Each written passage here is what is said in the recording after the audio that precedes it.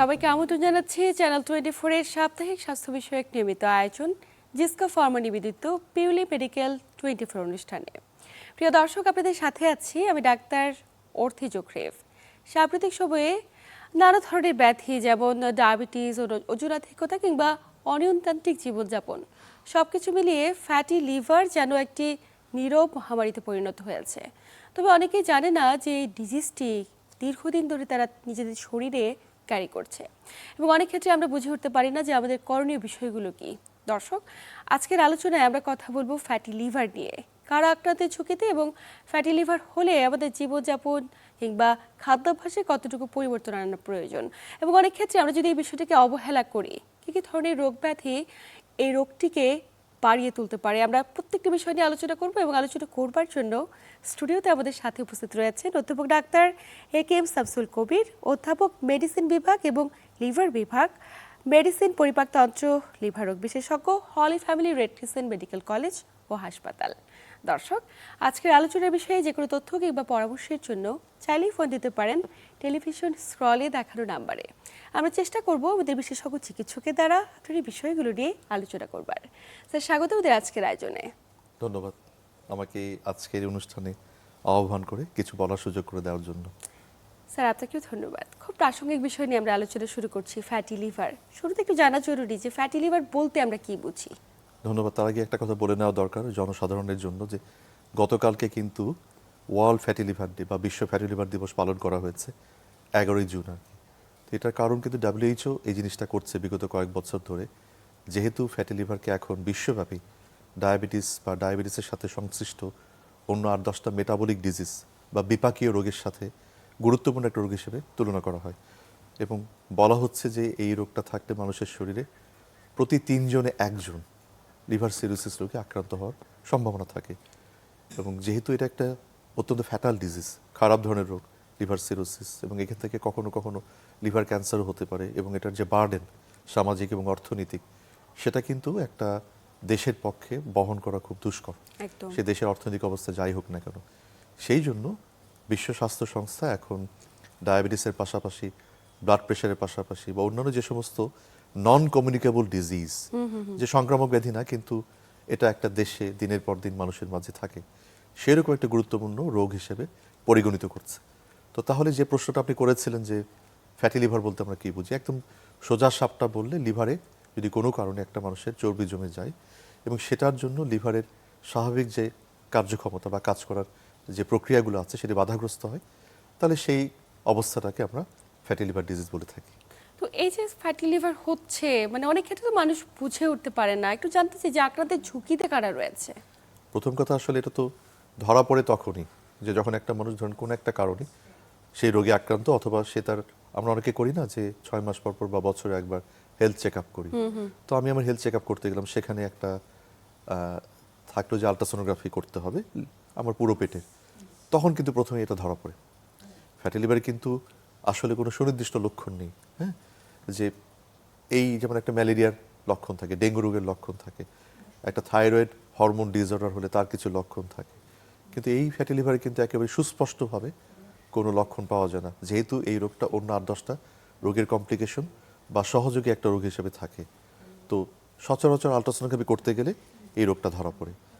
তবে ঝুঁকিতে কারা আছেন, যদি বয়সের তুলনায়, হাইটের তুলনায় একটা মানুষের ওজন বেড়ে যায়, রক্তে কোলেস্টেরলের মাত্রা বেড়ে যায়, যদি ডায়াবেটিস থাকে, থাইরয়েড হরমোন ডিসঅর্ডার, বিশেষ করে হাইপোথাইরয়েড বলে একটা রোগ আছে, সেটা যদি কেউ আক্রান্ত হয় তার ফ্যাটি লিভার হওয়ার সম্ভাবনা থাকে। দিনের পর দিন যদি কেউ অ্যালকোহলে আসক্ত হয়, তাহলে অ্যালকোহল সেবনের কারণে অ্যালকোহলিক ফ্যাটি লিভার ডিজিজ বলে একটা কন্ডিশন আছে, সেটা হয়। এছাড়া বেশ কিছু ঔষধের পার্শ্ব প্রতিক্রিয়া ফ্যাটি লিভার ডিজিজ হতে পারে। অনেকে আছেন বিভিন্ন শারীরিক অসুস্থতার জন্য হরমোন চিকিৎসা হিসেবে নিয়ে থাকেন, হ্যাঁ, মহিলারা অনেকে জন্ম নিয়ন্ত্রণের জন্য কন্ট্রাসেপটিভ পিলস ইউজ করেন। এগুলি সবগুলো আসলে ফ্যাটি লিভারের অ্যাসোসিয়েশন বা কারণ হিসেবে পরিগণিত করা হয়। এখন ফ্যাটি লিভারকে কিন্তু আসলে, তাহলে আমি আলোচনা যেগুলো বলেছি, দুই ভাগে ভাগ করে মূলত। একটা হচ্ছে অ্যালকোহলিক ফ্যাটি লিভার ডিজিজ, অর্থাৎ পুরো পৃথিবীকে আমরা যদি ফ্যাটি লিভারের দুই ভাগে ভাগ করি, অ্যালকোহলিক ফ্যাটি লিভার ডিজিজ এবং মূল কারণ non alcoholic fatty liver disease. So আমাদের দেশে যেহেতু আমরা ওইভাবে অ্যালকোহল পানে অভ্যস্ত নয়, বা থার্ড ওয়ার্ল্ড কান্ট্রিজে, সেখানে নন অ্যালকোহলিক ফ্যাটি লিভার ডিজিজটা বেশি গুরুত্বপূর্ণ। মজার ব্যাপার হচ্ছে কিছুদিন আগ পর্যন্ত এটার নাম ছিল non alcoholic fatty liver disease. আচ্ছা, যে কারণে অনেকেই এই যে নন অ্যালকোহলিক বলে অ্যালকোহলিকের প্রশ্নটা চলে আসে। সো যারা পৃথিবীতে মদ্যপানে অভ্যস্ত তারা এটা নিয়ে আপত্তি তুললো। আচ্ছা। এটা তো সোশ্যাল কাস্টম, এটাকে কেন খারাপ, এটা তো সত্যি কথা। যে বা যিনি খাচ্ছেন এটা তার ধর্মে যদি এটা অপরাধ হিসেবে বা কোনো গুনাহ হিসেবে পরিগণিত না হয় তাহলে এটাকে তো সবার সামনে হেয় প্রতিপন্ন করা যাবে না। সেই জন্য নামটা এখন চেঞ্জ হয়ে গেছে। এখন আমরা বলি metabolic dysfunction associated fatty liver disease, আচ্ছা। ম্যাশ হয়ে গেছে বা এমএএফএলডি, নামটা চেঞ্জ হয়ে গেছে। হ্যাঁ, একটা সময় কিডনি দুর্বল আমরা বলতাম কিডনি ফেইল, এখন কিন্তু নাম হয়ে গেছে ক্রনিক কিডনি ডিজিজ। তো যাক, এটা তো সাধারণ মানুষের পক্ষে বোঝা মুশকিল, এটা একাডেমিক ডিসকাশন। একদমই। সো আমরা এখন পর্যন্ত সাধারণ মানুষের জন্য ফ্যাটি লিভার হিসেবে বলি, এবং কারণগুলো যদি আমাদেরকে বলে এই কয়েকটা কারণ গুরুত্বপূর্ণ। একদমই, মানে এই যে আমাদের জীবনযাপনে অনিয়মতান্ত্রিক রয়েছে বা আমরা পরিমিত পরিমাণে খাদ্যাভ্যাস কি করা প্রয়োজন বিষয়গুলো নিয়ে একদমই আসলে সচেতন নই, এটাও অন্যরকম একটা কারণ। যেমনটি আপনি বলছিলেন, একটু জানতে চাই যে ফ্যাটি লিভারে কি কোনো বিশেষ স্টেজ রয়েছে কিনা বা ধাপ রয়েছে কিনা, এবং আপনি বলছিলেন প্রাথমিক অবস্থায় এটি বোঝার কোনো উপায় নেই, তাহলে রোগীরা কিভাবে বুঝবে এটি? আচ্ছা, স্টেজগুলো বলার আগে একটা কথা, যে কিছু লক্ষণ তো থাকে। ফ্যাটি লিভারের উল্লেখযোগ্য ক্যারেক্টারিস্টিক লক্ষণ হচ্ছে আনডিউ টায়ার্ডনেস, অপ্রত্যাশিত দুর্বলতা। যাদের ফ্যাটি লিভার থাকে তাদের একটা জিনিস থাকে যে তারা একটু কাজ করলেই হাঁপিয়ে যান, সিঁড়ি দিয়ে উঠতে গেলে মনে হয় যে রাজ্যের অবসন্নতা থেকে পেয়ে বসেছে। কখনো কোনো কারণে সে একটা টেবিল ওয়ার্ক করছে, লেখালেখি করছে বা ল্যাপটপ অথবা কম্পিউটারের সামনে বসে থেকে কোনো কাজ করছে, দেখা যাবে তার অসময়ে ঘুম পাবে, অল্পতেই পরিশ্রান্ত হয়ে যাবে। হ্যাঁ, এই ধরনের সিমটম কিন্তু একটা মানুষের রাতের বেলা ঘুম না হলেও হয়। আচ্ছা। একটা মানুষের যদি ডায়াবেটিস থাকে তাহলেও হয়, একটা মানুষের যদি কার্ডিয়াক কোনো প্রবলেম থাকে, কিডনির কোনো প্রবলেম, তাহলে হয়। তাহলে যখন একটা মানুষের এই ধরনের প্রবলেম হবে তখন তার আসলে নিজে নিজে পরীক্ষা নিরীক্ষা না করে, নিজে নিজে চিকিৎসা না করে বা গুগল বা অনলাইনে গিয়ে সম্ভাব্য এই রোগের কারণ কি হতে পারে সেটা সার্চ না করে একজন বিশেষজ্ঞ চিকিৎসকের পরামর্শ নেওয়া উচিত। সমস্যা হচ্ছে, ধরেন গুগল বা অনলাইনে মেডিকেল সায়েন্স সম্পর্কে যেগুলি লেখা হয়, যে বা যারা লিখেন তারা যে দেশের নাগরিক, যে দেশের মানুষ, সেই দেশের স্টাডি পপুল বা সেই দেশের জনগণের উপর এই রোগের যে স্টাডি হয়েছে, সায়েন্টিফিক রিসার্চ ওয়ার্ক হয়েছে, সেগুলির প্রেক্ষাপটে কিন্তু সেই রেজাল্টগুলো ব্যাখ্যা করেন বা আলোচনা করেন। সমস্যা হচ্ছে আমাদের বাংলাদেশের মানুষের যে খাদ্যাভ্যাস বা সাউথ ইস্ট এশিয়ান মানুষের যে খাদ্যের অভ্যাস, সেটার সাথে কিন্তু ওয়েস্টার্ন ওয়ার্ল্ডের মানুষের খাদ্যাভ্যাস মেলে না, তাদের লাইফস্টাইল মেলে না। সো আপনি যদি কোনো বিদেশি ফ্যাটি লিভারের আলোচনায় যান গুগলে বা অনলাইনে, সেখানে দেখবেন যেখানে অনেক কথা লেখা আছে যেটা আমাদের দেশের মানুষের জীবনযাপন প্রণালী, রোগের যে প্যাটার্ন, যে খাদ্যাভ্যাস, সেটার সাথে মিলে না। আচ্ছা আচ্ছা। কিন্তু মানুষ কিন্তু সেটা দ্বারা বায়াস্ট হয়। যে একদম। রুগীরা এসে কিন্তু আমাদেরকে বলে যে স্যার আমি তো অনলাইনে গিয়েছি, আমি আলট্রাসোনোগ্রাফি করেছিলাম, আমার এই ধরা পড়েছে, আমার তো মনে হচ্ছে এটা হয়ে গেল। আমি মজা করে মাঝে মাঝে কখনো কখনো বলি যে আমাদের দেশে সবাই ডাক্তার, শখ করে কেউ ইঞ্জিনিয়ার হয়, শখ করে কেউ গৃহিণী হয়, শখ করে কেউ পুলিশ অফিসার হয়। যে আমি কয়েকদিন আগে রিক্সায় উঠেছি, হঠাৎ করে রাস্তায় পুঁই শাক দেখে পছন্দ হয়েছে, পুঁই শাক কিনলাম। রিক্সাওয়ালা কিছুক্ষণ পর বললো, আপনি পুঁই শাক কেন কিনেছেন, এটা খেলে গ্যাস হয় না? তাহলে ওর মূল পেশা ডাক্তারি পেশা, শখ করে সে রিক্সাওয়ালা হয়েছে। কিছুদিন যাওয়ার পর আমার ফ্রেন্ড ইঞ্জিনিয়ার, সে রাস্তা আমাকে ধরলো, কি ব্যাপার, তুমি ডাক্তার মানুষ, তুমি একটা স্যান্ডেল পরে প্যান্ট পরে হালকাভাবে যাচ্ছ, তুমি কেন পুঁই শাক কিনছো? পুঁই শাক খেলে ইউরিক অ্যাসিড বাড়ে, তুমি জানো না? তাহলে তার মূল পেশা ডাক্তারি পেশা, শখ করে ইঞ্জিনিয়ার হয়েছে। কিন্তু এই জিনিসগুলো প্রবলেম, যে আমরা সবাই রোগে আক্রান্ত হলে কখনো কখনো নিজের নলেজ, সে জ্ঞানটা যে লেভেলের হোক না কেন, নিজের অভিজ্ঞতা এবং অনলাইনে গিয়ে রোগটাকে ব্যাখ্যা করি, এতে করে কিন্তু মানুষের অল্প বিদ্যা ভয়ঙ্কর যেটা হয় সেই প্রবলেমটা হয়। তো আপনি যে প্রশ্নটা করেছিলেন যে ফ্যাটি লিভারের কোন ধাপগুলো থাকে, সেটা এই আলোচনায় বললে এটা একাডেমিক আলোচনা, মানুষজন সেটা নিয়েও আবার রিসার্চ করবে। তারপর যেটা একটা প্রোগ্রাম হচ্ছে যে এখানে স্টেজ 1, 2, 3, 4 চারটা স্টেজে যে বা যিনি আলট্রাসোনোগ্রাফি করছেন তিনি ব্যাখ্যা করে থাকেন। এটা বইতে যেভাবে লেখা আছে এবং তার যে দেখার অভিজ্ঞতা সেটার সাথে কোরিলেশন করে, সমন্বয় সাধন করে। আচ্ছা আচ্ছা। যদি গ্রেড 3 বা 3+ হয়ে যায়, এটা কিছুটা বিপজ্জনক। গ্রেড 4-এ গেলে যদি চিকিৎসা না করা হয়, পরবর্তী জীবনে তার লিভার সিরোসিস নামক খারাপ রোগটা হওয়ার সমূহ সম্ভাবনা থাকে। বলা হয়ে থাকে একটা ঘরের মধ্যে যদি 100 জন ফ্যাটি লিভার রোগীকে একত্রিত করা হয়, দেখা গেছে যে এই 100 জন রোগীর মধ্যে 20 জন উইদিন 20 ইয়ার্স, 20 বছরের মধ্যে লিভার সিরোসিসে আক্রান্ত হওয়ার সম্ভাবনা থাকে। আচ্ছা আচ্ছা। তো এই জন্য ফ্যাটি লিভারকে এখন এই গুরুত্বপূর্ণ একটা ইস্যুর কারণে সবাই খুব মানে সচেতনতার সাথে চিকিৎসা করতে চেষ্টা করছে আর কি। হ্যাঁ, একটু জানতে চাই যে প্রাথমিক অবস্থা যদি শনাক্ত হয়ে যায়, তাহলে আপনি বলছিলেন যে মানে এত কমপ্লিকেশন অ্যারাইজ করার কোনো শঙ্কা নেই যদি আমরা সচেতন হতে পারি, অনেকে এখন সচেতন, কিন্তু রোগটি ডায়াগনোসিস কিভাবে করবে, কারা ডায়াগনোসিস করবে? মানে আপনি বলছিলেন যে অন্য কোনো ডিজিজ ডায়াগনোসিস করতে গিয়ে অনেকে রুটিন চেক আপ করছে, তখন আলট্রাসোনোগ্রাম করতে গিয়ে ধরা পড়ে, এবং একমাত্র কি আলট্রাসোনোগ্রামই একমাত্র ভরসা, নাকি আরো কোনো পরীক্ষা করার প্রয়োজনীয়তা রয়েছে? ধন্যবাদ। প্রথম কথা হচ্ছে, যেমন ডায়াবেটিস কিন্তু হওয়ার পর কখনো এসে ডায়াবেটিস সাহেব বলে না আমি ডায়াবেটিস তোমার কাছে আসছি, তুমি আমাকে নির্ণয় করো, চিকিৎসা করো। অধিকাংশ মেটাবলিক ডিজিজ, আমি বলেছি যে বিপাকীয় কার্যক্রমের অনিয়মের জন্য হওয়া, এটা কিন্তু ইনসিডেন্টালি ধরা পড়ে। যে একটা মানুষ যখন তার হেলথ চেক আপ করতে গেল, যে কিছু লিভার ফাংশন টেস্ট আছে, আমরা বলি এসজিপিটি বা এলটি, এএসটি বা এসজিওটি, এগুলি যদি কখনো কেউ করে, সেটার যদি প্যারামিটার বা মাত্রাটা বেড়ে যায়, তখন আমরা সন্দেহ করি সন্দেহ করলে যে এমন কোনো কথা নেই তার ফ্যাটি লিভার আছে কিনা। মূলত এটা আলট্রাসোনোগ্রাফির মাধ্যমে ধরা পড়ে। সমস্যা হচ্ছে যে বা যিনি আলট্রাসোনোগ্রাফি করলেন বা এই আলট্রাসোনোগ্রাফি রিপোর্টটা নিয়ে যখন কোনো একজন রোগী একজন চিকিৎসকের কাছে গেলেন, যিনি এই লিভার রোগের বিশেষজ্ঞ চিকিৎসক না, বা এই লিভার পরিপাকতন্ত্র বিশেষজ্ঞ চিকিৎসকের না, অনেকেই আমাদের দেশে একটা সমস্যা বলে বসেন যে এটা তো অনেকেরই পাওয়া যায়, সেটা নিয়ে আপনার টেনশন করার কোনো কারণ নেই। তখন কিন্তু মানুষ বিভ্রান্ত হয়। একদম। আমার বক্তব্য হচ্ছে, যেটা যার সাবজেক্ট না, সেটা নিয়ে আসলে পারতপক্ষে মন্তব্য না করাই ভালো। বিকজ আপনি তো সেই রোগীটা চিকিৎসা করবেন না, তাই না? একজন মহিলা কোনো কারণে ধরেন তার ডেলিভারি হবে, সন্তান জন্ম দিবেন, তো সন্তান জন্ম দেওয়ার মাঝামাঝি অবস্থায় 9 মাসের মধ্যে, 4.5 মাসে বা 5 মাসের মাথায় গিয়ে তার ফ্যাটি লিভার ধরা পড়লো। এটা হয়, প্রেগনেন্সিতে কিন্তু ফ্যাটি লিভার ডেভেলপ করে। তো যদি মানে সম্মান রেখে বলছি যে সে শ্রদ্ধেয় স্ত্রীরোগ বিশেষজ্ঞ যদি বলে বসেন যে এটা কোনো ব্যাপার না, আপনি টেনশন করে যদি বলে বসেন, তাহলে কিন্তু সে মিসলিডেড হবে, মিসগাইডেড হবে। একদমই তাই। এই জন্য যদি ফ্যাটি লিভার ধরা পড়ে, বেস্ট হচ্ছে তাকে অ্যাডভাইস করা যে আপনি একজন লিভার বা পরিপাকতন্ত্র বিশেষজ্ঞের কাছে যাবেন, গিয়ে উনি যে কথাগুলো বলবে সেই অনুযায়ী আপনি চিকিৎসা পদ্ধতি নেবেন। তো আপনার প্রশ্নের উত্তর হলো যে এটা আলট্রাসোনোগ্রাফি করলে ধরা পড়ে, এবং সাথে কিছু লিভার ফাংশন টেস্ট করতে। তো সেটা আসলে সাধারণ মানুষের জন্য এই অনুষ্ঠানের মাধ্যমে প্রেসক্রাইব করা বা নিশ্চয়ই দেওয়া তাই, ঠিক হবে না যে আপনার নিশ্চয়ই। এই করেন, এই করেন, যেহেতু এটা একটা একাডেমিক ডিসকাশন। এবং এটা ডিপেন্ড করে যে তার ক্ষেত্রে তার অ্যাকর্ডিং টু তার দেয়ার কন্ডিশন জি, জি, আসলে জি, কি কি সিমটম রয়েছে, এটার উপর আপনারা ডিপেন্ড করে আসলে কি জি। কি ইনভেস্টিগেশন করতে হবে জি, এটা জি, দিয়ে থাকেন। জি। অনেক ক্ষেত্রে রোগীরা বলে থাকে অপ্রয়োজনীয়ভাবে চিকিৎসকরা অনেক বেশি ইনভেস্টিগেশন দিয়ে থাকে।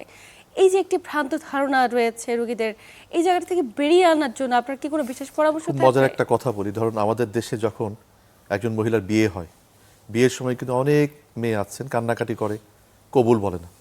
হ্যাঁ, পাত্রীপক্ষের ফুপুরা বা নানিরা বা খালারা বলে, না না, আমাদের মেয়ে কবুল বলছে, পাত্রপক্ষ তোমরা এত এত নির্মম কেন, যাও তো। তো কবুল বলে না, কিন্তু কাবিন নামে স্বাক্ষর করে, দ্যাট ইজ এ ডকুমেন্ট, তাই না?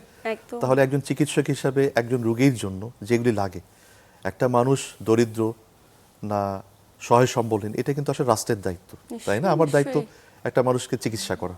হ্যাঁ, আমি মানবিক হব অবশ্যই, কিন্তু একটা রোগীর জন্য যে পরীক্ষা নিরীক্ষাগুলো লাগে, সেটা যদি আমি না লিখি, কোনো কারণে আমি নাই, হয়তো আমি মারা গিয়েছি, অথবা আমি দেশে নাই, রুগীটা কোনো কারণে খারাপ হয়ে গেল, সেটা যখন অন্য একজন চিকিৎসক ইভ্যালুয়েট করবেন, সে যদি দেখে যে তার জন্য প্রয়োজনীয় যে পরীক্ষাগুলো আমি লিখিনি, আর যদি কোনো কারণে সে রুগীকে বলে বসে আপনার তো এই পরীক্ষাগুলো করা উচিত ছিল, আগের চিকিৎসক তো লিখেনি, যদি বলে বসে, তখন কিন্তু সে চিকিৎসক ভিলেন হয়ে যায়, তাই না? এবং আমাদের দেশে আমরা অনেক সময় রোগীর প্রতি দয়া পরবশে পরীক্ষা নিরীক্ষা অনেক সময় কম লিখি মানে কি মিনিমাম যেটুকু করলে না, কিন্তু কিছু কিছু এমার্জেন্সি এসেনশিয়াল পরীক্ষা থাকে যেগুলো কিন্তু কস্টলি পরীক্ষা, আমি চিন্তা করি সে অ্যাফোর্ড করতে পারবে না, কিন্তু দেখা গেল সেই রোগীটি আমার সাথে ফলো আপ না করে আমাকে না বলে ইন্ডিয়া চলে গেল, ব্যাংককে চলে গেল, হয়তো কোনোভাবে টাকা পয়সা জোগাড় করে। ব্যাংককে যখন তাকে বলা হলো, বা সিঙ্গাপুর বা ইন্ডিয়াতে যখন তাকে বলা হলো তোমার ডাক্তার তো এই পরীক্ষা লিখেনি, তখন সে মনে মনে কষ্ট পায়, ভিলেন বানিয়ে ফেলে আমাকে, যে তা আপনি কেন একদম, লিখেননি? একদম। সো প্রবলেমটা হচ্ছে একটা চিকিৎসকের জন্য, রোগীর জন্য প্রয়োজন রোগ নির্ণয়ের ক্ষেত্রে, চিকিৎসার জন্য যে পরীক্ষা অবশ্যই লেখা উচিত, সে করলো কি করলো না, সে ডাক্তারের সাথে যদি মনে হয় যে পরীক্ষা নিরীক্ষার খরচগুলো তার জন্য কষ্টদায়ক, সে তার সাথে এসে আলোচনা করবে, স্যার এই পরীক্ষাগুলো তো কস্টিং এরকম, আমার পক্ষে সম্ভব হচ্ছে না, এর বিকল্প কিছু আছে কিনা, অথবা আপনি আমাকে এমন কোথাও পাঠান, বা আপনি আপনার ইখতিয়ারের মধ্যে থাকলে আপনি ডিসকাউন্ট লিখে দেন। এই জিনিসগুলো হয় কি কমফোর্ট জোন নেই আমাদের দেশে। এই চিকিৎসা ক্ষেত্রে রোগী এবং চিকিৎসকের মধ্যে ক্ষেত্র বিশেষ যে কমফোর্টেবল জোন, যে আমি সব কথা আমার চিকিৎসককে বলবো, আমার যে সামাজিক অর্থনৈতিক সীমাবদ্ধতা আছে সেটা এক্সপ্রেস করব, সেটা কিন্তু থাকে না, না থাকার কারণে ভুলগুলো হয়। তো এই জন্য ফ্যাটি লিভারের চিকিৎসার ক্ষেত্রে কিন্তু বেশ কিছু পরীক্ষা আছে যেগুলো একটুখানি ব্যয় সাপেক্ষ, কিন্তু সেগুলো এমন না যে প্রতিদিন করতে হবে, প্রতি সপ্তাহে করতে হবে, প্রতি মাসে করতে হবে, এটা 3 মাস পর বা 6 মাস পর করলেও চলে, যদি রোগী ফলো আপে থাকে রেগুলার। সো পরীক্ষা তেমন কঠিন কিছু না, আলট্রাসোনোগ্রাফি, লিভার ফাংশন টেস্ট। এরপর যদি আমার মনে হয় যে ফ্যাটি লিভার থেকে লিভার সিরোসিস হবে কি হবে না, সেটা নির্ণয়ের জন্য আমরা fibro scan of the liver বলে একটা পরীক্ষা করি। প্রবলেম কি যে আমি কথাগুলো বলছি, লাইভ প্রোগ্রাম হচ্ছে, অনেক মানুষ দেখছেন, অনেকের হয়তো সামর্থ্য রয়েছে, সক্ষমতা রয়েছে, তারা কিন্তু আমার কাছ থেকে শুনে হয়তো সে পরীক্ষাগুলো করবেন যেটা তার দরকার ছিল না। এই জন্য আপনার পরীক্ষা লাগবে কি লাগবে না, আপনার ফ্যাটি লিভার কোন গ্রেডে আছে, সেটার জন্য কী চিকিৎসা, আমি রিকোয়েস্ট করব অলওয়েজ আপনি চিকিৎসকের শরণাপন্ন হন। নিশ্চয়ই তাই, উনি নিশ্চয়ই। যেটা বলবেন সেই অনুযায়ী ব্যবস্থা নেন। একদমই। মানে আপনারা যখন পরীক্ষা করে শনাক্ত করে ফেলেন যে জি, জি, রোগীটির জি। আসলে কোন স্টেজে রয়েছে বা ফ্যাটি লিভার হয়েছে কিনা, কতদিন আগে হয়েছে, নিশ্চয়ই উপসর্গ কিছুটা এবং কিছুটা ডায়াগনোসিস ইনভেস্টিগেশনের মাধ্যমে। একটু জানতে চাই যে আসলে চিকিৎসা পদ্ধতির সুবিধা কি কি রয়েছে? আমাদের দেশে আসলে ফ্যাটি লিভার চিকিৎসার ওয়ার্ল্ড ওয়াইড পুরো পৃথিবীতে যে চিকিৎসা পদ্ধতি রয়েছে, যে ওষুধ রয়েছে, সব আমাদের দেশে আছে। ট্রুলি বা সত্যিকার অর্থে ফ্যাটি লিভার চিকিৎসার জন্য কোনো মানুষের বা কোনো রোগীর বিদেশে যাওয়ার প্রয়োজন নেই, একদম প্রয়োজন নেই। সেটা আমি একদম এখানে কনফিডেন্টলি বলতে চাই যে আমাদের দেশে যারা বিশেষজ্ঞ চিকিৎসক রয়েছেন তারা অত্যন্ত সাকসেসফুল এটা চিকিৎসা করতে সক্ষম। তো এখন যে আমরা চিকিৎসা করবো তার আগে আমরা রিস্ক ফ্যাক্টর আইডেন্টিফাই করি একদম। যে কোন কারণে তার ফ্যাটি লিভার হলো। এই ফ্যাটি লিভার হওয়ার পেছনে তার প্রথম কারণ কি? তো কমন কারণ থেকে ওবেসিটি বা স্থূলতা। তো আমরা প্রথমে রোগীকে বলি আপনি আপনার ওজন কমানোর চেষ্টা করুন যে কোনো মূল্যে। একটা মানুষ তার বয়সের তুলনায় ওভারওয়েট, এটাই তার সবচেয়ে বড় প্রবলেম, অন্য রোগ থাকুক বা না থাকুক। তার ডায়াবেটিস থাকলে তাকে স্ট্রংলি ডায়াবেটিস কন্ট্রোল করতে বলি। রক্তে কোলেস্ট্রল বা চর্বি মাত্রা বেড়ে গেলে সেটা আমরা নিয়ন্ত্রণের জন্য ওষুধ দিই বা সেটার ব্যবস্থা নিতে বলি। যদি হাইপোথাইরয়েডিজম বা ওই ধরনের কোনো হরমোনাল ডিজিজ থাকে যার জন্য ফ্যাটি লিভার হতে পারে, সেই রোগটা নিয়ে চিকিৎসা করার জন্য সংশ্লিষ্ট হরমোন রোগ বিষয়ের কাছে রেফার করতে পারি। অথবা যদি আমার ক্যাপাসিটির মধ্যে থাকে চিকিৎসক হিসেবে, একজন বিশেষজ্ঞ চিকিৎসক যে আমি চিকিৎসা করতে পারবো, সেই চিকিৎসা অ্যাডভাইস করি। যদি রোগীর খাদ্যাভ্যাসের মধ্যে অত্যন্ত মানে অনিয়ম বা যে সমস্ত সুষম খাদ্য গ্রহণ করা উচিত সেই খাদ্য গ্রহণের অভ্যাস না থাকে, তাকে সে ব্যাপারে এনকারেজ করি। রোগী যদি মদ্যপানে আসক্ত হন, যে জন্য তার অ্যালকোহলিক ফ্যাটি লিভার ডিজিজ হয়ে গেছে, সেখান থেকে সরে আসার জন্য স্ট্রংলি তাকে রিকমেন্ড করি। প্রয়োজন বোধ তার পরিবারের সাথে কথাবার্তা বলি বা তাকে একটা কাউন্সিলরের কাছে পাঠানো যে আপনি এখান থেকে সরে আসেন, যেহেতু এটা এক ধরনের আসক্তি বটে, নেশাও বটে। সো এইভাবে যা কোনো ক্ষতিকর ওষুধ সে নিচ্ছে তাকে চিকিৎসক প্রেসক্রাইব করেছেন এবং যেটার পার্শ্ব প্রতিক্রিয়া তার ফ্যাটি লিভার হচ্ছে, সেটা হয়তো রোগীর পক্ষে জানা সম্ভব না। তাকে আমি বলি যে আপনি আপনার সংশ্লিষ্ট চিকিৎসকের সাথে কথা বলে এই ওষুধটা বিকল্প কোনো ওষুধ দেওয়া যায় কিনা বা কোনো ডোজ কমানো যায় কিনা, এইভাবে তাকে পরামর্শ দিয়ে থাকি। মানে ফ্যাটি লিভারকে কমানোর জন্য এক কথায় জীবনযাপনে পরিবর্তন, কিছু খাদ্যাভ্যাসে ওষুধও আছে, পরিবর্তন কিন্তু এবং আমার অনেক পক্ষে একজন ক্ষেত্রে বিশেষজ্ঞ ওষুধ চিকিৎসক হিসেবে সেই ওষুধটার নাম নিশ্চয়ই কোনোভাবেই নিশ্চয়ই নয়। এই অনুষ্ঠান বলা ঠিক হবে না, মানুষ একদমই, অ্যাবিউজ করবে। একদমই। একটু জানতে চাই যে আমরা অনেক ক্ষেত্রে ফ্যাটি লিভার হয়েছে জানি, গ্রেড জি। 1 গ্রেড 2 হয়েছে, কিন্তু দেখা যায় যে আমরা লাইফস্টাইলে খুব একটা পরিবর্তন আনি না। আমাদের এই যে এখন সেডেন্টারি লাইফস্টাইল, একই জায়গায় বসে দীর্ঘ সময় ধরে অফিসে কাজ করছি এবং প্রত্যেকটি ব্যক্তি একটা সময় দেখা যেত আমাদের স্কুল গোয়িং চাইল্ড যারা, তারা হচ্ছে গিয়ে মাঠে খেলতো বা জীবনযাপনে কিছুটা কায়িক পরিশ্রম করতো, কিন্তু এখন ওই অভ্যস্ততা থেকে একদমই বেড়ে গিয়েছি। এগুলো আসলে ফ্যাটি লিভার বাড়িয়ে তোলার পেছনে কতটুকু সহায়ক হতে পারে? এটা অবশ্যই যে একটা মানুষের যদি ফিজিক্যাল অ্যাক্টিভিটি না থাকে, যে তার কাজের প্রণালী এমন যে সকালে ঘুম থেকে উঠে কোনোভাবে নাস্তা টাস্তা শেষ করে গাড়িতে করে অফিসে গেলেন, অফিসে গিয়ে লিফটে উঠে তারপর চেয়ারে বসলেন, সারাদিন অফিসে কাজ করলেন, অফিসে লাঞ্চ করলেন, আবার অফিস থেকে বাসা আসলেন, এসে আবার সে কি টিভিতে বসে সিনেমা দেখা। পার্টিকুলারলি শিশুদের হ্যাঁ, ক্ষেত্রে আমরা দেখি শিশুদের ক্ষেত্রে। অভিভাবকরা কিন্তু সচেতন নয় আগের মতো। মানে বাচ্চাদেরকে দেখা যাচ্ছে অনেক হ্যাভি ফুড, জাঙ্ক ফুড টিফিনে দিয়ে দেওয়া হচ্ছে। জি জি জি, এটা এবং একটা গুরুত্বপূর্ণ, কিন্তু যে আমাদের দেশে একটা এখন ট্রেন্ড হয়ে গেছে যে যেহেতু আমাদের দৈনন্দিন জীবনে ব্যস্ততা অনেক বেড়ে গিয়েছে, সো আমরা বাচ্চাদের কিন্তু টিফিনের ব্যাপারটা খুবই গুরুত্বপূর্ণ। যে টিফিনের ক্ষেত্রে হয় বাচ্চাদেরকে অনেকে টাকা দিয়ে দেন, স্কুলে এখন প্রত্যেকটা ভালো ভালো স্কুলে বা মানে সাধারণ মানুষ স্কুলে কিন্তু বাচ্চাদের ক্যান্টিন আছে, সেই ক্যান্টিনের খাবার মানেই কিন্তু তৈলাক্ত খাবার, একদম। চর্বিযুক্ত খাবার। আবার টিফিনে আমরা কাউকে বার্গার দিচ্ছি, হট ডগ দিচ্ছি, স্যান্ডউইচ, স্যান্ডউইচ দিচ্ছি যেখানে মেয়োনিজ রয়েছে, তাই না? সো এই যে খাদ্যাভ্যাস বাচ্চাদের শুরু থেকে ছোটবেলা থেকে একটা জেনারেশন তৈরি হচ্ছে যারা কিনা ফ্যাটি ফুডে অভ্যস্ত, অত্যন্ত মানে রিচ ফুডে খাওয়াতে অভ্যস্ত। অ্যাট দ্য সেম টাইম অধিকাংশ স্কুল সরকারি পারমিশন নিয়ে বাসা বাড়িতে করা হচ্ছে। একটা 4 তলা বিল্ডিং, একটা স্কুল, যেখানে কোনো মাঠ নেই, খেলাধুলার সুযোগ নেই, হয়তো বড়জোর একটা লনের মধ্যে বাস্কেট গ্রাউন্ড তৈরি করে দেওয়া হয়েছে দেখানোর জন্য। কিন্তু এই যে ছোটবেলায় ধরুন আমরা মানে 70-এর দশক 80-এর দশকে আমরা স্কুলে পড়তাম জেলা শহরে বা ঢাকা শহরে, তখন কিন্তু আমাদের স্কুল মানে খেলার মাঠ থাকবে, একদম একদম স্কুল মানে টিফিন পিরিয়ডের সময় স্কুলে সেই 40 মিনিট বা 1 ঘন্টা আমাদের সবাই দৌড়াদৌড়ি করে খেলাধুলা করছে, সেই জিনিসগুলো কিন্তু অ্যাক্টিভিটিস গুলো কমে হ্যাঁ, গিয়েছে অনেক। এখন বরং টিফিন পিরিয়ডে লাইব্রেরিতে যাও, বাসায় এসেই গাড়িতে করে টিচারের কাছে যাও, কোচিং করো। তো এই যে একটা ফিজিক্যাল মুভমেন্ট, যে একটা মানুষ ছোটবেলা থেকেই বড় হবে, হ্যাঁ খাওয়া দাওয়া করবে, সুষম খাদ্য গ্রহণ করবে, পাশাপাশি ফিজিক্যাল এক্সারসাইজ, সেই জিনিসটা কিন্তু কমে গেছে। মানুষের বিনোদনের কেন্দ্রবিন্দু হয়ে গেছে ডিজিটাল মিডিয়া, একদম। মানুষ মোবাইল ফোন, বিভিন্ন মানে ডিজিটাল ডিভাইসের ভিডিও প্রতি, gaming, video social media social scrolling. মিডিয়াতে সব কিছুতেই আপনি ওই সময়গুলো, খেলাধুলার সময়গুলো জায়গা করে নিয়েছে আমাদের বিভিন্ন ধরনের অ্যাপস, বিভিন্ন ধরনের ডিভাইস। তো সেখান থেকে বের হয়ে আসতে পারছে না। সো দেখা যাচ্ছে একটা আমরা শুরু থেকে একটা সুলাকাই জেনারেশন পাচ্ছি, যারা কিনা ভবিষ্যতে আমাদের দেশকে নেতৃত্ব দেবে। এটা কিন্তু অ্যালার্মিং। এবং এই জায়গাটাতে যে ওজনাধিক্যতা, ওজন বেড়ে যাচ্ছে, প্রত্যেকটি স্কুল গোয়িং চাইল্ডে দেখা যাচ্ছে ওজন বেড়ে যাচ্ছে, জি, পিসিওএস ডেভেলপ জি। করছে, থাইরয়েডের সমস্যা হচ্ছে এবং অ্যাসোসিয়েটেড পরবর্তীতে গিয়ে ফ্যাটি লিভার হচ্ছে। আমরা বিস্তারিত জানবো যে ফ্যাটি লিভার প্রতিরোধে করণীয় কি। তবে স্যার সময় আছে একটি ছোট্ট বিরতি নেবার। প্রিয় দর্শক, জিসকা ফার্মা নিবেদিত পিউলি মেডিকেল 24 অনুষ্ঠান থেকে নিচ্ছি ছোট্ট একটি বিরতি, সাথেই থাকুন।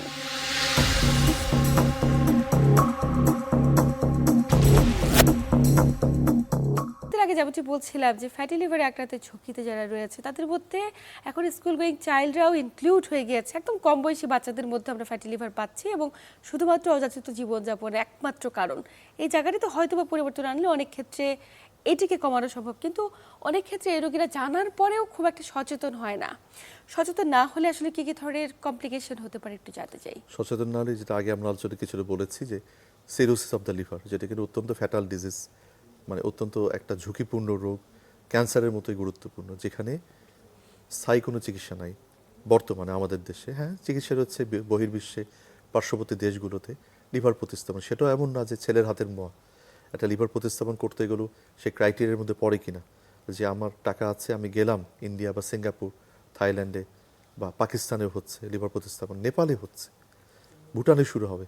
তো সেই লিভার প্রতিস্থাপন কিন্তু চাইলেই করা সম্ভব না। আপনি চাইলেই ম্যালেরিয়ার চিকিৎসা করতে পারবেন, টাইফয়েডের চিকিৎসা করতে পারবেন। এটার জন্য আপনাকে ওই প্রতিস্থাপনের ফিজিক্যালি ফিট হতে হবে, যে সে নিয়মের আলোকে পড়লে ওনার লিভার প্রতিস্থাপন করা সম্ভব, সেই নিয়মের মধ্যে থেকে করতে হবে।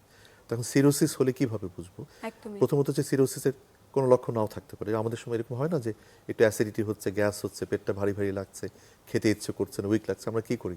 আমরা ওষুধের দোকানে গিয়ে দোকানদারের সাথে কথা বলে ওষুধ দিয়ে খেয়ে ফেলি। মজার ব্যাপার হচ্ছে যে cirrhosis of the liver, even fatty লিভারের কিন্তু আর্লিয়েস্ট সিমটমগুলো এরকম হয়, যে পেটটা ভারী ভারী লাগে, ভরাট ভরাট লাগে, উইক লাগে, টায়ার্ড লাগে। আমরা অ্যাসিডিটি বা গ্যাস্ট্রিকের প্রবলেম বলে চিকিৎসা করি। তো আমার কাছে মনে হয় যে এইভাবে এখন দিনের পর দিন দোকান থেকে এই ওষুধগুলো কিনে খাওয়া এবং রোগটাকে মাস্কিং করা, ঢেকে ফেলার কোনো রাইট আমাদের নেই। চিকিৎসকের কাছে যান। তো যদি পেশেন্টের দিনের পর দিন এই ফ্যাটি লিভার চলতে থাকে, তখন লিভারে ফাইব্রোসিস বলে একটা ঘটনা ঘটে। আচ্ছা। অর্থাৎ লিভারের যে স্ট্রাকচার বা গঠন, ফ্যাট জমা হওয়ার জন্য সেই স্ট্রাকচারের মধ্যে কিছুটা মানে অনিয়ম চলে আসে, গরমিল অগোছালো হয়ে হয়ে যায়, যায়, একদমই। অগোছালো হয়ে যায়। এই যে লিভারের নর্মাল একটা স্ট্রাকচার বা গঠন আমরা হিস্টোলজি বলি, সেখান থেকে সেটা অগোছালো হয়ে গেল, এলোমেলো হয়ে গেল, এবড়ো থেবড়ো হয়ে গেল। এই জিনিসটা তখন আস্তে আস্তে সিরোসিস দিকে নিয়ে যায়। আচ্ছা, এবং আচ্ছা। ফাইব্রোসিস হচ্ছে কি হচ্ছে না সেটা কিন্তু বোঝা যায় এখনকার দিনে ফাইব্রোস্ক্যান অফ দ্য লিভার বলে পরীক্ষাতে, যেটা আমাদের দেশে এখন জেলা শহরেও হয়। তো সেটা যিনি বিশেষজ্ঞ চিকিৎসক একদমই। একজন রুগীকে দেখছেন, চিকিৎসা করছেন, উনি অ্যাডভাইস করলে রুগী করবেন, নিজে থেকে না করাই ভালো। আর লক্ষণ যেগুলি হয়, যদি সিরোসিস হয়ে যায়, চোখ হলুদ হয়ে যায়, যেটাকে আমরা জন্ডিস বলি, পায়ে পেটে পানি চলে আসে, রক্ত বমি হয়, রক্ত পায়খানা হয়, কখনো কখনো রুগী অজ্ঞান হয়ে যায়, উল্টাপাল্টা কথাবার্তা বলে, ভুল বকে। কারণ লিভার একটা গুরুত্বপূর্ণ কাজ হচ্ছে শরীর থেকে তৈরি হওয়া বা খাবারের মধ্যে আগত দূষিত পদার্থকে বের করে দেওয়া। একদমই। তো লিভার দুর্বল হয়ে গেলে সিরোসিসের কারণে লিভার এই কাজটা করতে পারে না, টক্সিক সাবস্টেন্সগুলো শরীর থেকে নিষ্কান্ত করতে পারে না। As a part of that এই জিনিসগুলো জমা হয়, ব্রেনটাকে ইরিটেট করে। সো দেখা যায় রুগী অজ্ঞান হয়ে যায়। কখনো কখনো এমনও হয় যে একটা সিরোসিসের পেশেন্ট হাসপাতালে আসে, প্রথমে তাকে আমরা স্ট্রোকের পেশেন্ট মনে করি, আচ্ছা। ব্রেন স্ট্রোক হলে এই ভুলটা হয়। অথবা ইলেকট্রোলাইটস ইমব্যালেন্স, সোডিয়াম পটাশিয়াম কমে গেলে যেরকম লক্ষণ হয়, সেরকম লক্ষণ নিয়ে কিন্তু cirrhosis of the liver patient present করা আমাদের কাছে। হ্যাঁ, এটা চিকিৎসা পদ্ধতির মাধ্যমে বা প্রপার ডায়াগনস্টিক ইনভেস্টিগেশনের মাধ্যমে প্রমাণ হয় যে তার কি এটা ব্রেন স্ট্রোক, ইলেকট্রোলাইটস ইমব্যালেন্স, নাকি অন্য কোনো কারণ, অথবা লিভার সিরোসিস কিনা। সিরোসিস যদি হয়ে যায়, এখন পর্যন্ত আমাদের দেশে আমরা কনজারভেটিভ ট্রিটমেন্ট, আচ্ছা। যে ওষুধগুলোর মাধ্যমে তার মোটামুটি সে চলতে পারবে, খেতে পারবে, তার পায়ের পানি, পেটের পানি কমে যাবে, জন্ডিস বা চোখের যে হলুদ ভাব সেটা চলে যাবে, তার পরিপাকতন্ত্রের গতি সচল থাকবে, সে হঠাৎ করে অজ্ঞান হয়ে যাবে না, আইসিইউতে যাবে না, এইভাবে আমরা চিকিৎসা করি। কিন্তু এটা কিন্তু স্থায়ী চিকিৎসা না। আচ্ছা, স্থায়ী চিকিৎসা হচ্ছে যে তার লিভার প্রতিস্থাপন যদি করা মানে কোন সম্ভবপর হয়, পর্যায়ে গেলে একজন ব্যক্তির লিভার প্রতিস্থাপনটা প্রয়োজন? সেটা হচ্ছে যে এই যে প্রশ্নটা করলে এটার জন্য একটা স্কোরিং সিস্টেম আছে, এবং যারা এটা লিভার ট্রান্সপ্লান্টেশন করে, যারা অভিজ্ঞ এই লাইনে, যে transplant surgeon for liver disease অর্থাৎ ট্রান্সপ্লান্ট হেপাটোলজিস্ট, যে কিছু কিছু লিভার রোগ বিশেষজ্ঞ রয়েছেন যারা কিনা কোন রোগীটার লিভার ট্রান্সপ্লান্টেশন লাগবে সিরোসিসের কারণে বা অন্য যে কোনো কারণে, তারা কিন্তু এই জিনিসগুলো প্রপারলি বলতে পারেন। হ্যাঁ, আমিও জানি, কিন্তু যেহেতু আমি রুটিনলি লিভার ট্রান্সপ্লান্ট প্রক্রিয়ার সাথে ইনভলভ না, যেহেতু আমাদের দেশে লিভার ট্রান্সপ্লান্টেশন শুরু হয়নি, সো আমি যদি এখন সেই থিওরিটিক্যাল কথাগুলো এই অনুষ্ঠানের মাধ্যমে বলি, মানুষ কিন্তু সেটাকেও অনেক আপটেক ক্ষেত্রে করবে। misguided হ্যাঁ, হবে। মিসগাইডেড হবে। একদমই। হ্যাঁ, সেটা হয়তো কেউ গিয়ে তার আত্মীয় লিভার আক্রান্ত, তাকে বলবে যে আজকে চ্যানেল মানে 24 এটি প্রোগ্রাম হলো। চিকিৎসার একটি হ্যাঁ, ধাপ, এটা আমাদের যে দেশে বড় চাইলেই প্রবলেম। করতে পারে করতে লিভার পারে। ট্রান্সপ্লান্ট, তো কিন্তু লিভার আমাদের দেশে ট্রান্সপ্লান্ট শুরু অ্যাডভান্স প্রক্রিয়া লিভার চলছে ডিজিজে, হয়তো। যে হ্যাঁ লিভার সিগনিফিকেন্টলি ড্যামেজ হয়ে গেছে, লিভারের যে বিপাকীয় ক্ষমতা অর্থাৎ হজম করার ক্ষমতা, হরমোন তৈরি করার ক্ষমতা, বা শরীর থেকে দূষিত পদার্থ বের করে দেওয়ার ক্ষমতা, এগুলো একেবারেই কাজ করছে না, তখন কিন্তু তার ট্রান্সপ্লান্ট করার জন্য আমরা তাকে রেফার করি আচ্ছা। ট্রান্সপ্লান্ট সার্জনের কাছে। সেখানে টিম থাকে, সেখানে অ্যানাস্থেসিওলজিস্ট থাকে, কার্ডিওলজিস্ট থাকে, ইন্টেন্সিভ কেয়ার মেডিসিন স্পেশালিস্ট থাকেন, ট্রান্সপ্লান্ট হেপাটোলজিস্ট, যিনি কিনা রোগীর সমস্ত লক্ষণ, পরীক্ষা নিরীক্ষার রিপোর্ট সবকিছুর মাধ্যমে সমন্বয় সাধন করে বলে দেয় যে তার স্কোরিং হচ্ছে এই, উনি ট্রান্সপ্লান্টের যোগ্য কি যোগ্য না। আচ্ছা। তারপর সার্জন তার টিম নিয়ে তাকে পরীক্ষা নিরীক্ষা করবে, তার পুরো বডির স্ট্যাটাস অ্যাসেস করবে, এবং যদি মনে হয় যে না, সে ট্রান্সপ্লান্ট তার পক্ষে করা সম্ভব এবং ট্রান্সপ্লান্টেশনের লোড সে নিতে পারবে, তখনই কিন্তু করা হয়। এবং ডোনার, যিনি লিভার দান করবেন, তাকেও কিন্তু সাইকোলজিক্যালি মোটিভেটেড হতে হবে যে আমি আমার লিভারের অর্ধেকটা আমার আত্মীয়ের জন্য বা যে রুগীকে লিভার দেওয়া হবে তার জন্য দিতে রাজি, এতে আমার মনের মধ্যে কোনো কষ্ট নাই, তাই না? একটা মানে মানুষকে অনেকে কিন্তু প্রশ্ন থাকে যে এই যে অর্ধেক অংশ লিভারে দিয়ে দিবে, তিনি কি জি। সুস্থভাবে জীবনযাপন করতে পারবেন? সুস্থভাবে জীবনযাপন করতে পারবেন বলেই তো এই প্রক্রিয়ার মধ্যে যাওয়া হয়েছে, তাই না? এটা গবেষণার মাধ্যমে, নানা সত্যি রিসার্চ তো ওয়ার্কের আবার কোনো মাধ্যমে কারণ কোনো রয়েছে কারণ কিনা? নেই। কিন্তু এমনটা ভাবা যাবে না যে আমার বাবার লিভার সিরোসিস, আমি তার সন্তান, আমি আমার বাবার জীবনের জন্য যা ইচ্ছা তাই হোক, যে আমি দরকার আমার জীবনকে বাঁচিয়ে দিই। ব্যাপারটা কিন্তু তা না। একদমই। যদি একটা মানুষ ট্রান্সপ্লান্টেশন উপযুক্ত হয়, তার শরীর এবং তার ডিজিজ প্রোফাইল পারমিট করে যে হ্যাঁ তার ট্রান্সপ্লান্টেশন করা সম্ভব, তাহলেই কিন্তু করা সম্ভব, তাই না? যে আমি বিদেশে গেলাম, গিয়ে আমাকে সেখানে ট্রান্সপ্লান্টেশন অফার করলো, ঠিক আছে, যে আপনার সেটা কিন্তু সাথে সাথে বিশ্বাস করে ভাবা নিশ্চয়ই। কারণ হবে না যে ওখানে যারা কথাটা বলছে সত্যি কথা বলছে। কারণ পৃথিবীর সব দেশেই সব জায়গাতে দিন শেষে যে যত কথাই বলুক, চিকিৎসা কিন্তু ইজ এ কমোডিটি, একদমই। এক ধরনের পণ্যও বটে, ঠিক আছে, যে আপনাকে পারচেস করতে হবে, যার ক্যাপাসিটি ইন্স্যুরেন্স কাভারেজ যতখানি। ইউরোপ আমেরিকাতে অনেক উন্নত দেশে কিন্তু আপনার চিকিৎসা আপনার ইন্স্যুরেন্স কাভারেজ অনুযায়ী, আপনি কত টাকা সরকারকে আপনার চিকিৎসার ইন্স্যুরেন্স বাবু দিচ্ছে, সেই অনুযায়ী কিন্তু আপনি চিকিৎসার সুযোগ সুবিধা পাবেন। নিশ্চয়ই। তো সেখানেও কিছু হয়তো এলোমেলো ভাব থাকে, হ্যাঁ, দুই নাম্বারই থাকে।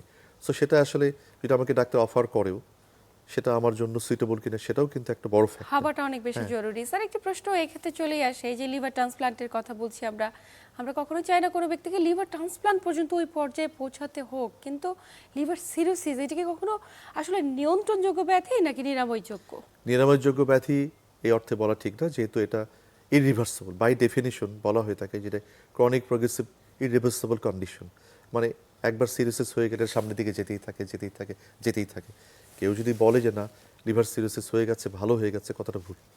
বাই তাহলে কি, ডেফিনিশন এটা ইরিভার্সিবল। এই রোগীগুলো স্বাভাবিকভাবে বেঁচে থাকতে পারবে কিনা? তারা ওষুধ নিয়ে রেগুলার ফলো আপের মাধ্যমে বেঁচে থাকে, কিন্তু একটা পর্যায়ে গিয়ে কিন্তু তারা খারাপ হয়ে সবচেয়ে খারাপ যে পরিণতি সেদিকে চলে যায়। এখন কোন রোগী মরবে, কোন রোগী বাঁচবে, সেই জ্ঞান সৃষ্টিকর্তা আমাকে দেয়নি। নিশ্চয়ই। তাই একটা আর্লি বিষয় হচ্ছে, স্টেজে হ্যাঁ, ফ্যাটি এই লিভারকে জন্যে নিয়ন্ত্রণ করা যে কারণে তার সিরোসিস হচ্ছে, যদি সে হেপাটাইটিস বি বা সিতে আক্রান্ত হয়, সেখান থেকেও লিভার সিরোসিস হয়, সেটার চিকিৎসা যদি শুরু থেকেই করা শুরু হয়, তাহলে কিন্তু সিরোসিস প্রতিরোধ করা সম্ভব।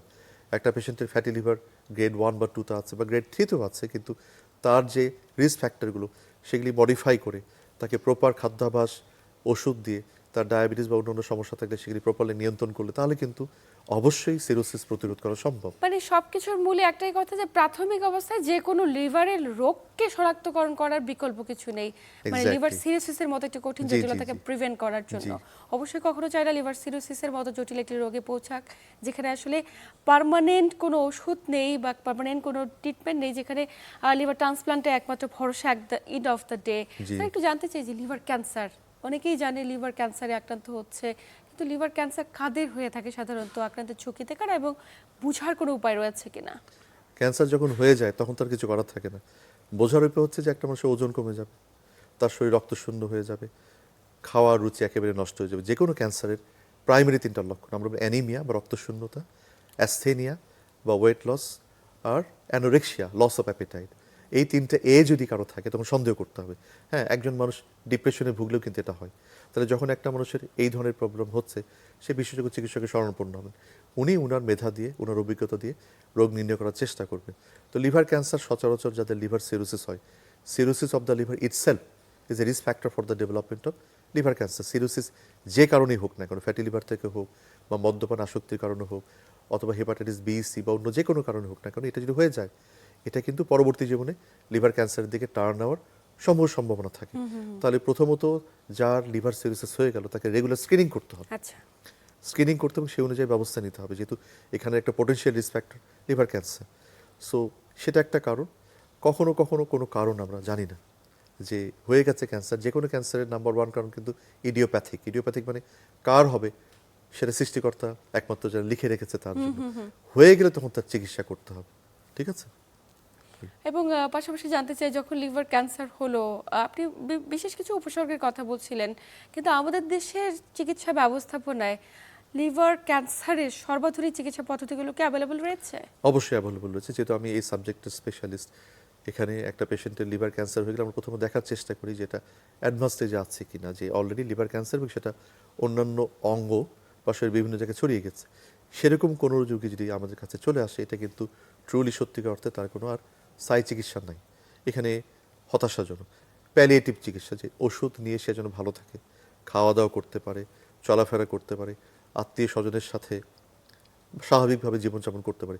এখন চিকিৎসা পাওয়ার অধিকার তো সবারই আছে, তাই না? আমি আমার নিজের একজন আত্মীয়, তার ক্যান্সার হয়েছে, সে বাঁচবে না বা খুব খারাপ অবস্থায় চলে গেছে, এটা জানার পরও চিকিৎসা করলাম না, তাহলে পরকালে সৃষ্টিকর্তার কাছে আমাকে জবাবদিহি করা লাগতে নিশ্চয়ই হবে। তাই। সো একটা মানুষের ক্যান্সার হয়ে গেলেও যদি তার প্যালিয়েটিভ চিকিৎসা থাকে, তাকে এমন কোনো চিকিৎসা দেওয়া সম্ভব হয় যেটার মাধ্যমে সে স্বাভাবিক জীবন যতদিন সে বেঁচে আছে, যতদিন তার আয়ু রয়েছে, জীবনযাপন করছে, তাহলে কিন্তু সেটা করা সম্ভব। তো সেগুলি আমরা সাধারণত মেডিসিন দিয়ে, তারপর কিছু কিছু স্পেশাল চিকিৎসা পদ্ধতি আছে, কিছু সার্জারি আছে, সেগুলির মাধ্যমে করে দিই। আমরা রোগীকে অফার করি যে দেখেন আপনার রোগটা এই অবস্থায় আছে, এই পরিণতি এটা সম্ভাব্য, আপনার এই চিকিৎসা পদ্ধতি অ্যাভেলেবল আছে, আপনি এটা করলে এই সুবিধা হবে, এই জটিলতা হবে। একটু প্রশ্ন চলে আসে এক্ষেত্রে যে আমরা তো লিভার ক্যান্সারে অনেককে আক্রান্ত হতে দেখছি, কিন্তু অন্যান্য ক্যান্সারগুলোর মতো ডেথ রেট কিরকম এবং সার্ভাইভাল রেটটা কিরকম লিভার ক্যান্সার? প্রথম কথা হচ্ছে সার্ভাইভাল রেট তো আসলে, যেহেতু এটা মানে 5 ইয়ার সার্ভাইভাল একটা কথা আছে, কতদিন বাঁচবে, এটা ইন্ডিভিজুয়ালাইজড। প্রত্যেকটা মানুষের মুখের চেহারা যেরকম আলাদা, তার এই ক্যান্সারের ক্ষেত্রে কিন্তু এটা ডিপেন্ড করে। যে অনেক রোগী আছে ক্যান্সারের চিকিৎসা করে কিন্তু ভালো আছে, আবার কেউ কেউ আছে যে চিকিৎসা শুরু করার পর 2.5 মাস 3 মাসে খারাপ হয়ে গেল। আচ্ছা, সো ওই স্টাডিগুলো আসলে ইন্ডিভিজুয়ালাইজড, এক এক আমরা দেশে কি এক এক এখন রকম। পর্যন্ত বের করতে পেরেছি কিনা, যেমন ব্রেস্ট ক্যান্সারের অনেকখানি বের করা জি, গিয়েছে, ডেটটা জি, বের করা গিয়েছে, জি। সার্ভাইভাল রেট অনেক ভালো। এটা আমাদের দেশে আসলে এখন পর্যন্ত, যেহেতু এই ডিজিজগুলো ডায়াগনোসিস যখন হয় আমাদের দেশে, আমি এখন পর্যন্ত আমাদের যে কমিউনিটি, যেখানে আমরা লিভার ক্যান্সার বা আমাদের লিভার ডিজিজ স্পেশালিস্টের যে সোসাইটি আছে, সেখানে স্টাডি হয়েছে, কিন্তু হয় কি রোগীগুলো যখন আসে সবগুলো অ্যাডভান্স স্টেজে আসে। নিশ্চয়ই, এক্ষেত্রে এবং অনেকে আছে অবশ্যই প্রথম প্রাথমিক অবস্থায় প্রত্যেকটি ব্যক্তি যদি সচেতন হতে পারে তাহলে হয়তো বা এত এত জটিলতম রোগগুলো থেকে নিজেকে সুরক্ষিত রাখতে পারবে। একদম জি। আলোচনা শেষ প্রান্তে আপনাকে আন্তরিক ধন্যবাদ গুরুত্বপূর্ণ তথ্য এবং পরামর্শের মাধ্যমে দর্শকদের উপকৃত করবার জন্য। প্রিয় দর্শক, এই ছিল আমাদের আজকের আয়োজন। এতক্ষণ সাথে থাকার জন্য সবাইকে আন্তরিক ধন্যবাদ। সবাই ভালো থাকুন, সুস্থ থাকুন এবং চ্যানেল 24 এর সাথেই থাকুন।